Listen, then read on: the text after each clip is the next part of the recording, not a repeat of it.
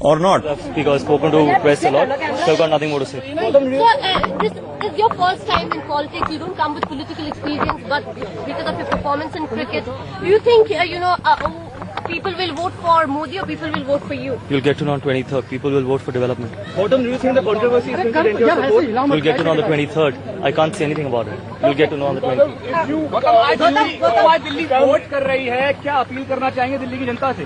कि आप बाहर निकलिए, ये मत सोचिए कि संडे है, बाहर निकलिए, ये आपके पास एक बहुत स्ट्रांग पावर है आपकी जो आप यूज करिए, बिकॉज आप अपने अगले 5 साल का भविष्य चुन रहे हैं आज।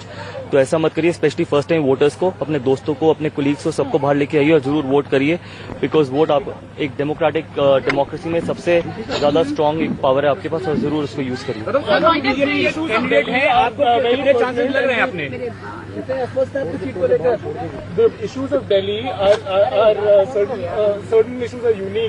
What do you think in terms of it being the national capital? Do you think it gets lost in certain ways?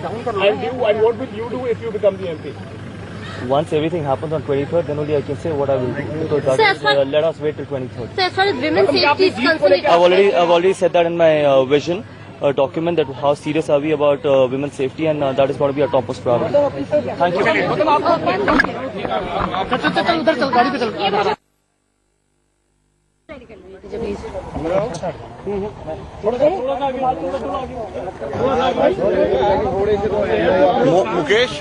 Mukesh वो मेरे कान में लगाने वाला ना सफेद वाला ईयरपॉड ऊपर पड़ा। आपको अपनी जीत की कितनी उम्मीद है? देखिए, मेरे को जीत की पूरी उम्मीद है और न केवल मेरी बल्कि कांग्रेस पार्टी हम लोग 7 सीटें जीतेंगे।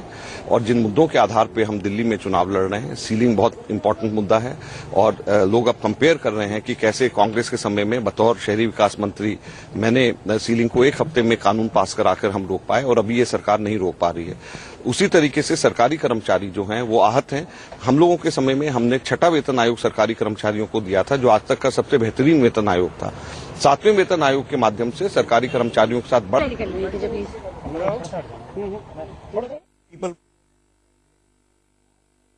उम्मीद लग रही है आपको? देखिए, ये चुनाव अरविंदर सिंह लवली और कांग्रेस पार्टी का नहीं, जमुना पार के लोगों का चुनाव बन गया, क्योंकि सबसे ज्यादा जमुना पार के लोगों को सीलिंग, सफाई या और public mode of transport, pollution, ये सबसे तो प्रॉब्लम है ही है, लेकिन सबसे बड़ी प्रॉब्लम है non availability of the elected representative.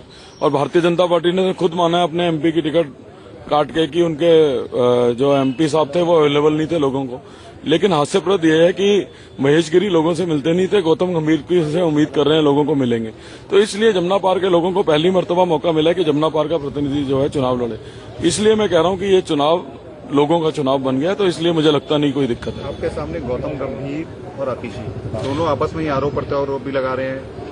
यही देखिए, यही मैं कह रहा हूं कि जो लोग चुनाव के समय में जिनके पास इतना समय है कि वो उस पर आरोप लगा रहा है, वो उस पर आरोप लगा रहा है, ये समय था लोगों के बीच में जाने का, तो लोगों के बीच में मैं ही जा रहा था। तो जो लोग चुनाव लड़ते हुए लोगों के बीच में नहीं जा रहे, वो चुनाव के बाद कहां जाएंगे?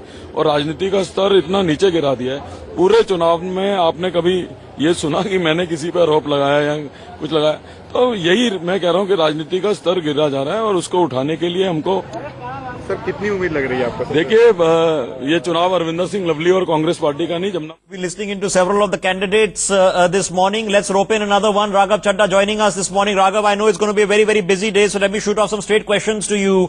Let's pick up with what's been on the headlines dominating for the past few days, the 84 riots. Is it a closed issue as far as you see it or your party sees it, Raghav Chadda? Should we move on?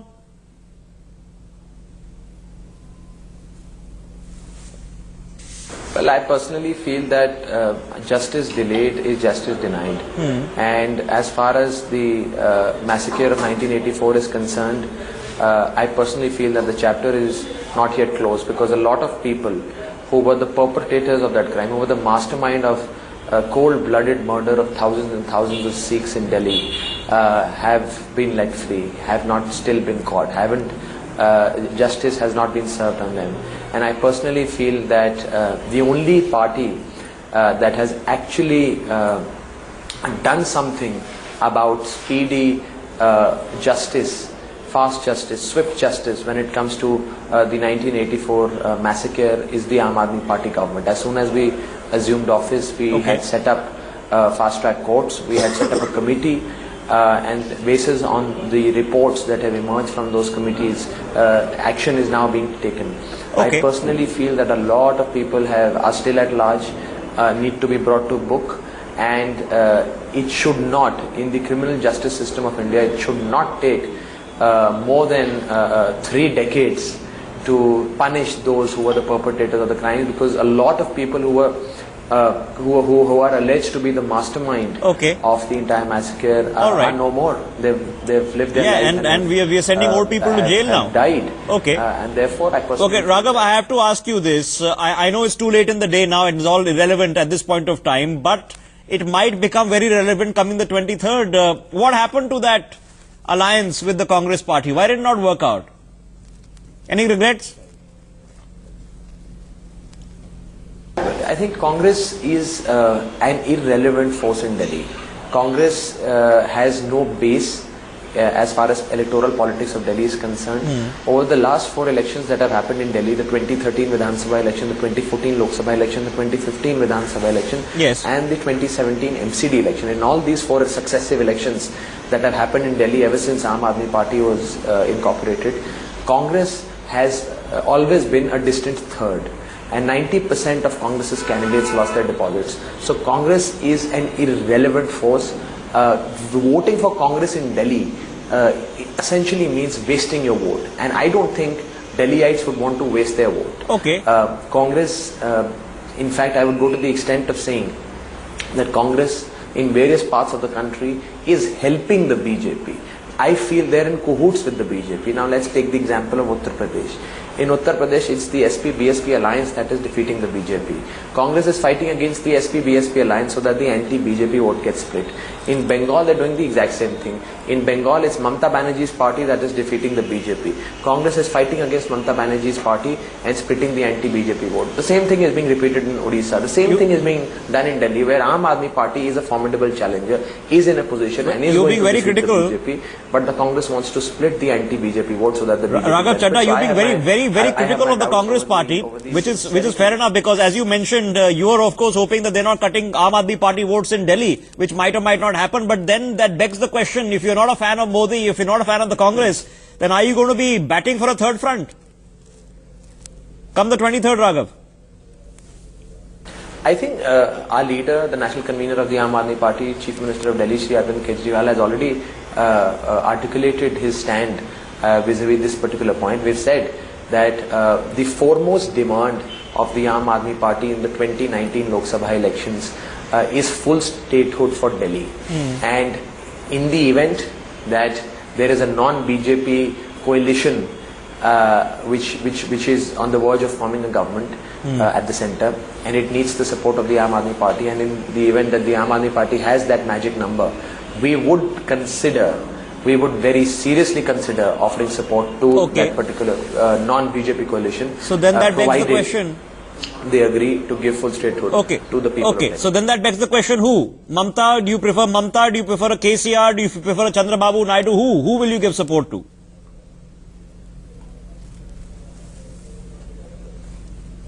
It's really not about who I consider as a leader of the third front. I think it's for the people of India to decide. It's the electorate that chooses the members of parliament. The members of parliament thereby elect a leader of the legislature, and that leader of the legislature then goes on to become a constitutional authority. And therefore, I think it's for the people of India to decide. I am no one to comment on. Okay, let me take 2 larger questions and be with you, Raghav, before I let you go. We saw in the 2014 electoral battle, the Aam Aadmi Party was criticized that, look, you guys stretched yourselves too far.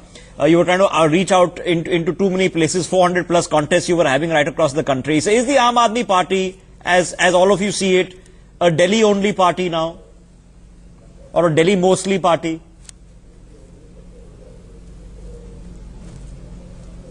Aam Aadmi Party is perhaps the fastest growing political party that one has seen in the history of independent India. Within only a few years of our incorporation, we fought the first Delhi election, 2013 Vidhan Sabha election, and we formed a government. The first Lok Sabha election that the Aam Aadmi Party fought in 2014, we got 4 MPs from Punjab. In our first outing in Punjab, in the Shriomani Akali Dal, we fought another legislative assembly election in Delhi, where we came we came to power with a thumping majority whereby we have 95% of the seats in the House. I personally feel that there hasn't been any political party that has seen such high growth in a short span of period. Aam Aadmi Party is expanding outside Delhi. Aam Aadmi Party is the principal opposition in Punjab. Aam Aadmi Party has 4 members of parliament from Punjab. We have a robust organization in Haryana. We have fought elections in Madhya Pradesh, Rajasthan. We're building an organization. And I think we're growing so at no, a I'm pretty guessing fast not. pace. Okay, so you're seeing yourself as a national party. Before I let you go, Raghav, it's been a dare that the Prime Minister put out a few days ago, and he said, look, I dare the Congress party to make Rajiv Gandhi the electoral issue in the last 2 phases. Has he become? Did the Congress let the BJP make Rajiv Gandhi the electoral issue in the last few phases? The Congress party is perhaps the biggest asset for Prime Minister Narendra Modi. Mr. Rahul Gandhi is the biggest asset of Mr. Modi, and Mr. Gandhi's statements, Mr. Gandhi's conduct and Mr. Gandhi's politics actually suits Prime Minister Narendra Modi because he can always have an upper hand, and therefore I think we need a stronger leader in the opposition to challenge the might of the state, to challenge Mr. Modi and his politics, and Congress party and Rahul Gandhi are certainly... Raghav Chadha there of the Aam Aadmi Party. Let me quickly get my guess. Vineet Goenka, you just heard it there. Rajiv Gandhi, why was it a poll issue? Why is it a concern right now, 30 years later? Because your critics say that you carefully architectured this, that when Punjab and Delhi go to the polls, suddenly Rajiv Gandhi and Bofors and the Sikh riots is the issue. You're just scripting all of this for your convenience. That is not scripted, but the truth is that Kamal Nath, one of the serious accused of Sikh genocides, has been gifted as Chief Minister. And you know, surprisingly, Congress never takes him to election propaganda or any kind of things in Punjab, because Punjab CM is very critical of Kamal Nath. Isn't it true that after Bofors debacle, Indian army could not procure technology and they suffered badly?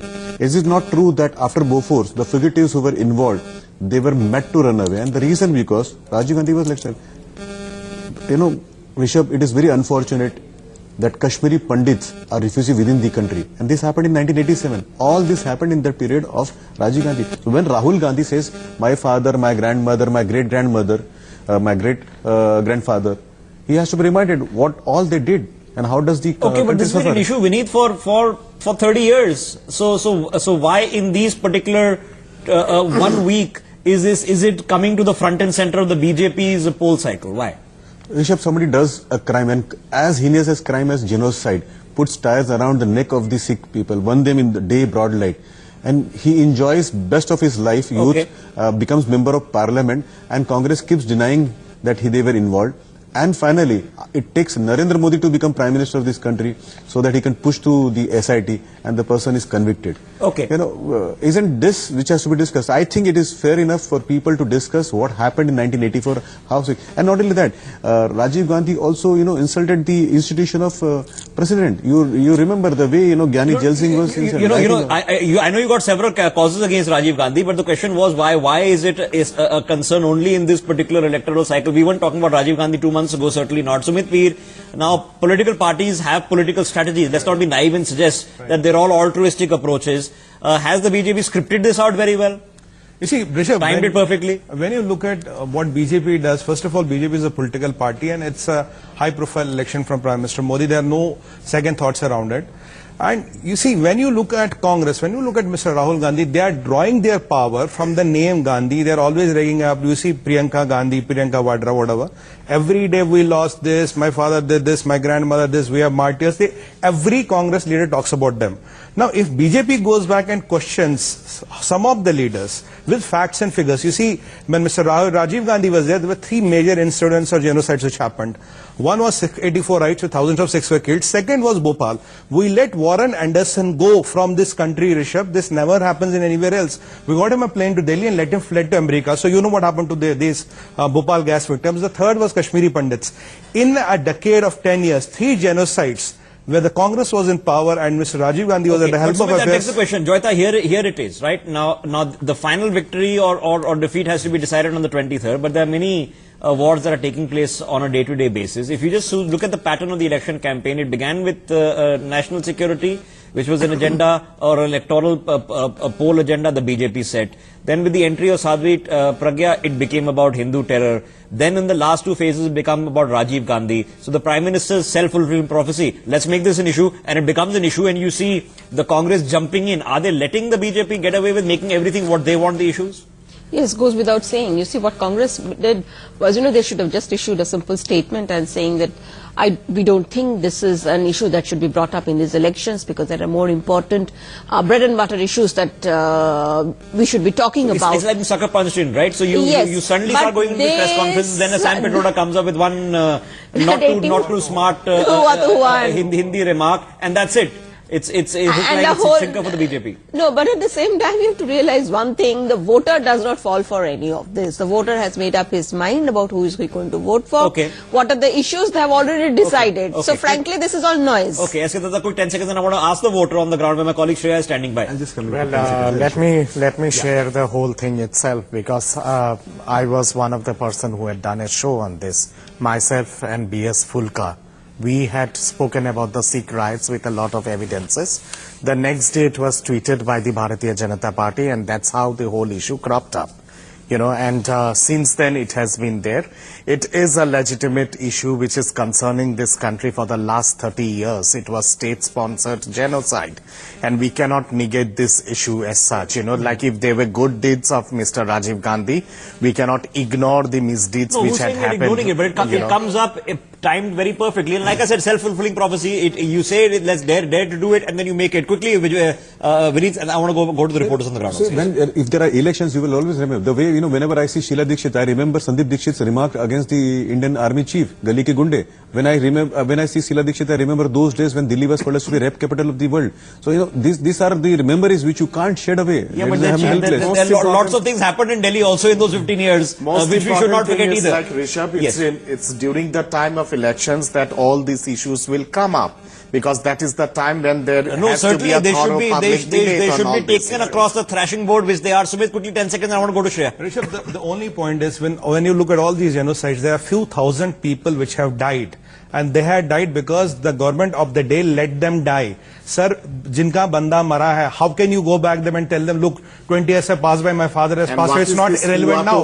Okay. It's not hua to hua, your father passed away. Well, like I said, let's not be naive that issues are also manipulated by political parties for convenience and time and that like. That's what happens, that's what politics is all about. Okay, let's find out whether they're resonating with the people or not. Shreya, my colleague, I think is in Northeast Delhi, and more developments happening in Sultanpur. Meanwhile, let me go across to Shreya, where that Sheila Dikshit, Manoj Tiwari battle is happening in Northeast Delhi. Shreya, what are people around you saying? Are any of these issues for them, 84, Rajiv Gandhi, are these something that's resonating with the people?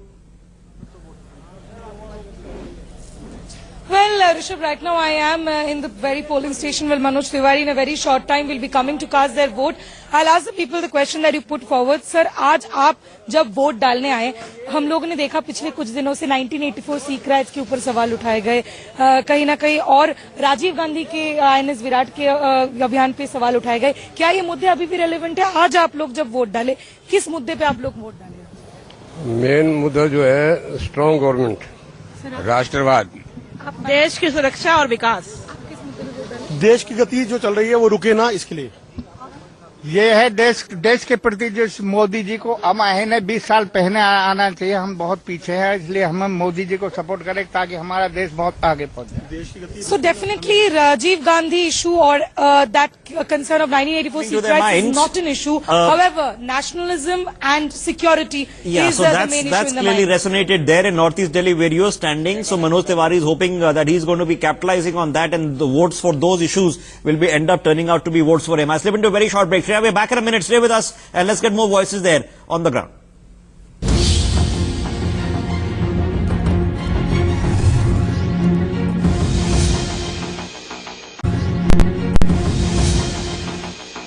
Okay, we are back. Let's hit the ground, find out what people are thinking this morning. We can't ask them who they're voting for. We can certainly ask them what they're voting for. My colleagues Ashish Singh standing by in the South Delhi seat. Shreya is there. Meanwhile, in Southeast Delhi. Ashish, let's start with you. You are in a middle-class neighborhood. What are people thinking about as they're casting their votes? What's the issue for them?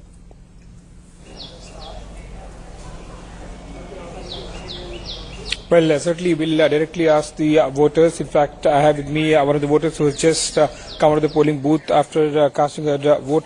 Ma'am, you just come out after casting your vote. What are the issues on the basis of which Delhi is voting this time?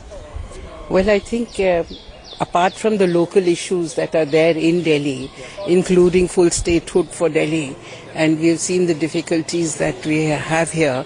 So apart from local issues, we are voting actually because it's the parliament. We are voting for larger issues this time, and we are voting for whether you want the kind of government that we've had for the last 5 years, or whether you want a different government. Yeah. Whether you want secularism, or whether you want Hindutva, whether you want a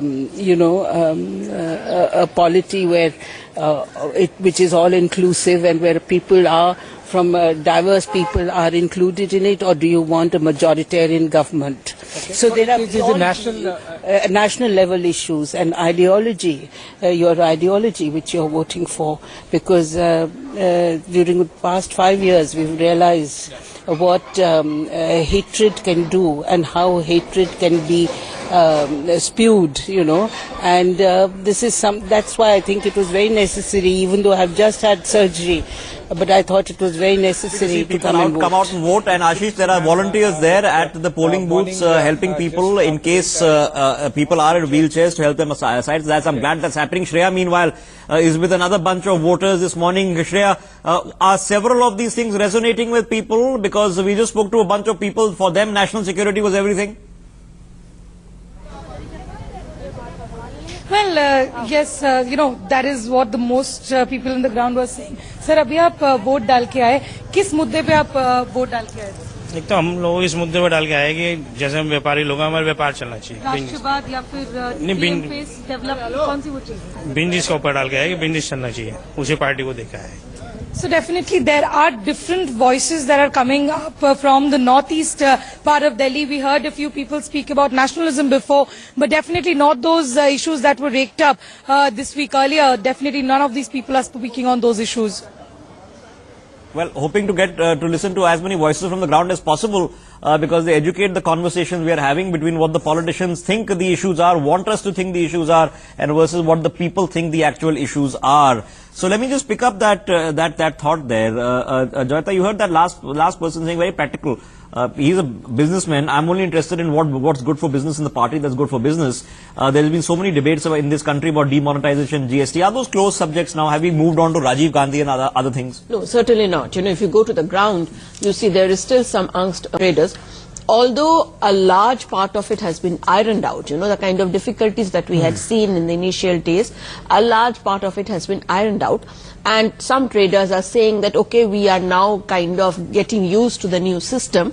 But in spite of that, GST is still an issue, and simplification, and if whichever government comes to power, there has to be simplification of the GST process. Simplification is, of course, easier said than done. The good thing is our GST is now out of the budget, so things have happened. And whether people are satisfied with them or not. Sumit, quickly come in, then I want to rope in Nalin Kohli also. Yeah. When you look at the GST, Rishabh, I and my enterprise, we use the GST. Over the years, it has streamlined, it has gone, over the months it has streamlined, it has gone better. You will not believe me, if you send them a mail or even on a Twitter request, you get answers. Now the thing is that, we have fought 2 elections on GST. One was Gujarat, and demonetization. We already fought a UP election. And you know what the outcome was. But Rishabh, practically this scenario remains. To win an election, you need 43-44% of the votes. Okay. If there are some 5, 10, 20% people which still are not happy with it, yes, but it does not in fact win. But all of them are not discussing Rajiv Gandhi either. Okay, so let me put that. Let me quickly rope in Nalin Kohli of the BJP and ask him that question. Mr. Kohli, there have been so many issues circulating in this election season. We are now at the almost end of it. How is Rajiv Gandhi, or why is Rajiv Gandhi still a poll issue as far as you're concerned?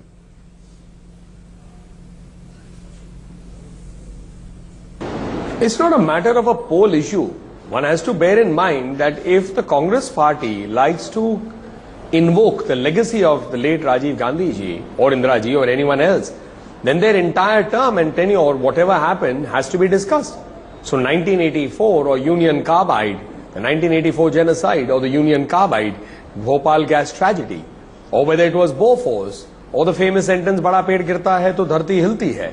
These are also part of that legacy, so obviously they will be discussed. Okay, let's, if we hop across to Delhi, Mr. Kohli, now we have the AAP and the Congress both taking the field against you. Is that it? Does that seal the election as far as you're concerned? No threat then?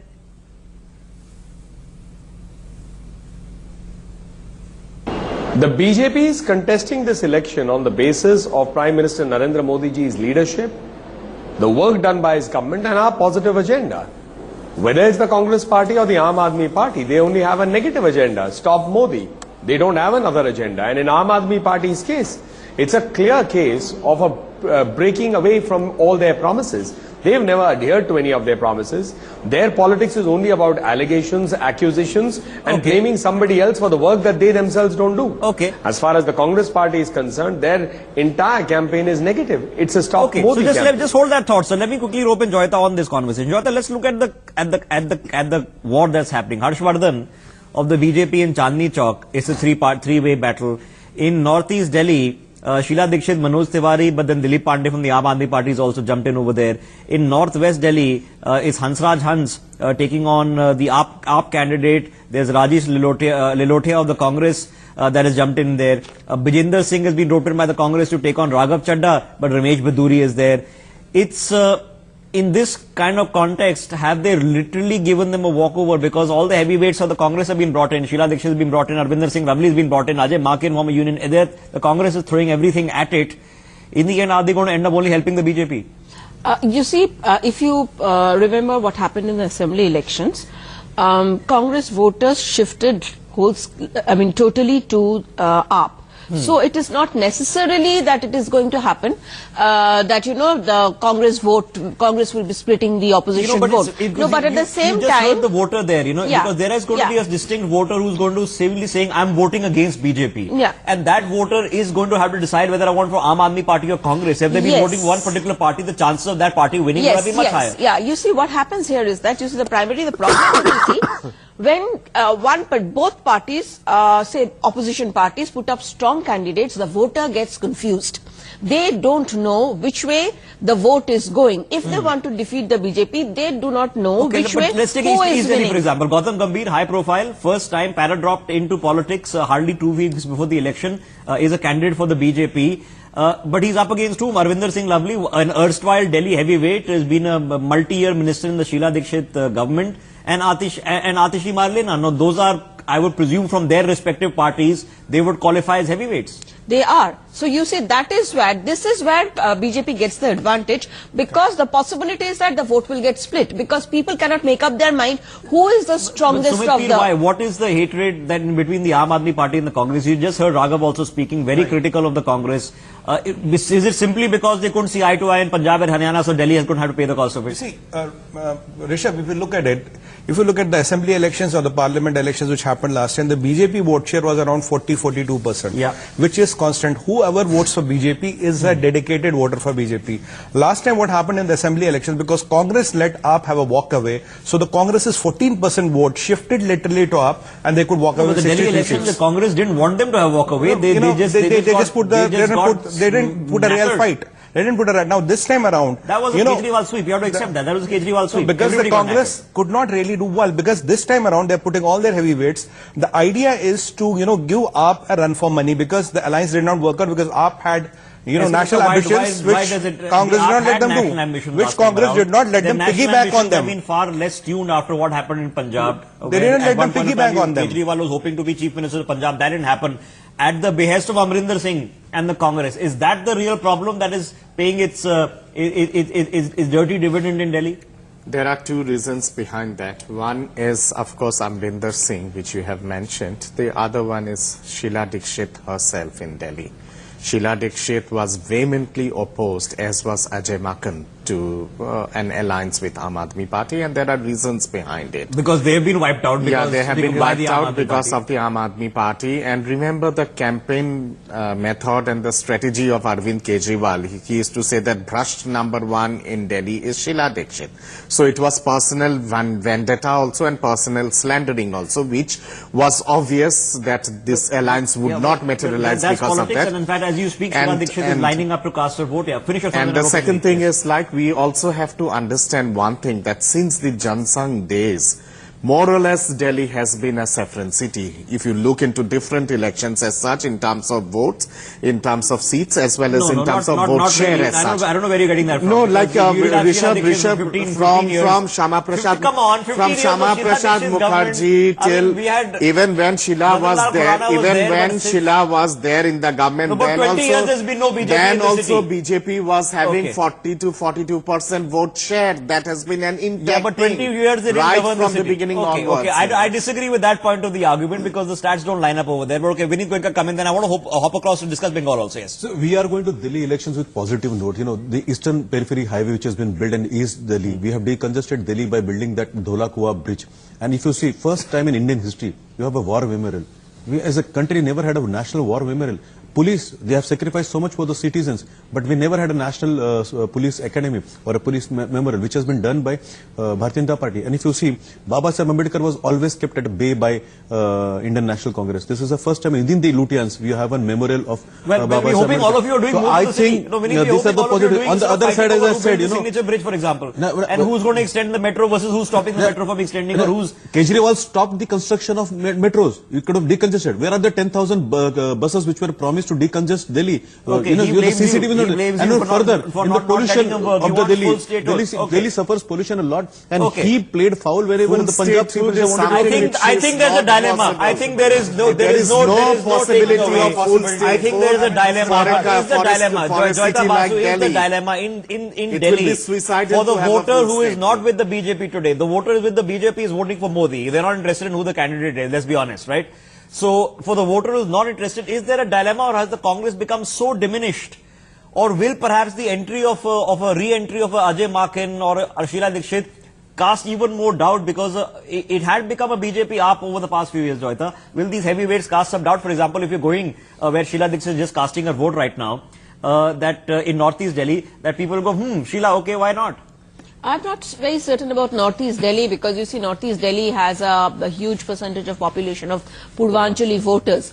And Sheila Dikshit's utterances, I'm certain they must be remembering about, you know, what Sheila Dikshit used to say, had said about, you know, outsiders from Delhi and all, you know, they shouldn't be coming. So I'm not very certain about Sheila Dikshit's prospects here. But yes, Ajay Maken is a very strong candidate in New Delhi. I'm hearing that even and of course, Sheila Dikshit was asked to contest from Northeast Delhi. I won't think that would have been her seat of choice either. Yes, let me take a couple of questions. Even East Delhi, perhaps. Okay, you know, one more issue is there, Rishabh. You know, one of the candidates' parents, in fact, gave a letter to the President of India asking, you know, some kind of relief to Afzal Guru. That is going to be discussed, because are these people really Indian? On this also, and let's